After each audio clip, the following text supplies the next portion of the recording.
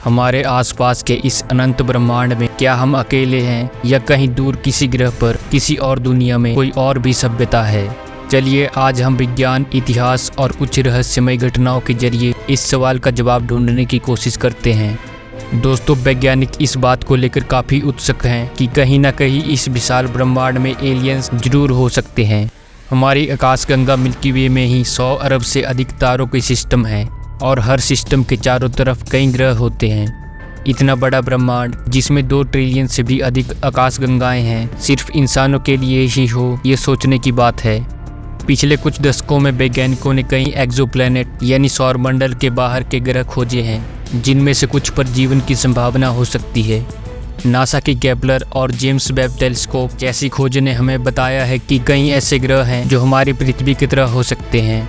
अब वैज्ञानिक इन ग्रहों पर जीवन के संकेत ढूंढने की प्रयास कर रहे हैं। अगर हम इतिहास में झांकें तो हमारे पास कई ऐसी कहानियां और चित्र मिलते हैं जो यह दर्शाते हैं कि शायद प्राचीन सभ्यताओं ने भी एलियंस का अनुभव किया है। मिस्र के पिरामिड, माया सभ्यता की अद्भुत संरचनाएं, भारत के वेद और पुराणों में भी कई ऐसी घटनाओं का वर्णन मिलता है जिन्हें एलियन सभ्यताओं से जोड़ा जा सकता है। मिस्र की सभ्यता के लोग कहते हैं कि पिरामिड का निर्माण इंसानों से परे किसी विशेष तकनीक द्वारा किया गया था। कुछ लोगों का मानना है कि प्राचीन सभ्यताओं को एलियंस ने तकनीकी मदद दी थी। इसके अलावा माया सभ्यता के मंदिरों और पत्थरों पर कई ऐसे चित्रण हैं जो उड़न तस्त्री या अंतरिक्ष यान की तरह दिखते हैं। क्या यह सच में एलियंस के संकेत थे या फिर यह केवल हमारी सोच की उपज है? पिछले कुछ दशकों में यूएफओ यानी अनआइडेंटिफाइड फ्लाइंग ऑब्जेक्ट्स को लेकर कई घटनाएं रिपोर्ट की गई हैं। 1947 में रोसवेल घटना, जिसमें एक उड़न तस्त्री के गिरने की खबर आई थी, आज भी एक बड़ी पहेली बनी हुई है। इस घटना के बाद से यूएफओ को लेकर अमेरिका के डिफेंस डिपार्टमेंट ने कई सीक्रेट रिपोर्ट्स बनाई है। हाल ही में अमेरिका के पेंटागन ने कुछ यूएफओ वीडियो जारी किए हैं जिन्हें अमेरिकी नेवी पायलट्स ने शूट किया था। इस वीडियो में दिखने वाले अजीबोगरीब उड़ते ऑब्जेक्ट्स जो बहुत तेज गति से बिना किसी पंख और इंजन के उड़ते दिखाई दिए, आज भी वैज्ञानिकों के लिए एक पहेली बने हुए हैं। यहाँ तक कि पेंटागन ने भी माना है कि ये यूएफओ असल में हैं, लेकिन वे यह नहीं जानते कि ये किसके हैं या कहाँ से आए हैं। अगर हम विज्ञान की नज़र से देखें तो एलियंस के अस्तित्व के सवाल को समझने के लिए कई सिद्धांत और समीकरण बनाए गए हैं। उनमें से एक है फर्मी पैराडॉक्स। यह सिद्धांत कहता है कि अगर ब्रह्मांड में इतनी अधिक सभ्यताएं हो सकती है तो फिर आज तक हमें उनके कोई प्रमाण क्यों नहीं मिले। इसे वैज्ञानिकों के लिए एक रहस्य माना जाता है।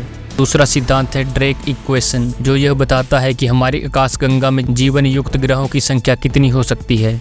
इस इक्वेशन के मुताबिक हमारी आकाशगंगा में सैकड़ों या हजारों ऐसी सभ्यताएं हो सकती है जिनमें जीवन है, पर अब तक हम उनसे संपर्क क्यों नहीं कर पाए, यह एक बड़ा सवाल है। वैज्ञानिकों ने एलियन से संपर्क करने के लिए कई प्रयास किए हैं। सबसे प्रमुख प्रोजेक्ट है सेती, जो एलियंस की रेडियो वेव्स को पकड़ने का प्रयास करता है। 1977 में वाव सिग्नल नामक एक रहस्यमय सिग्नल प्राप्त हुआ था जो धरती के बाहर से आया प्रतीत हुआ था।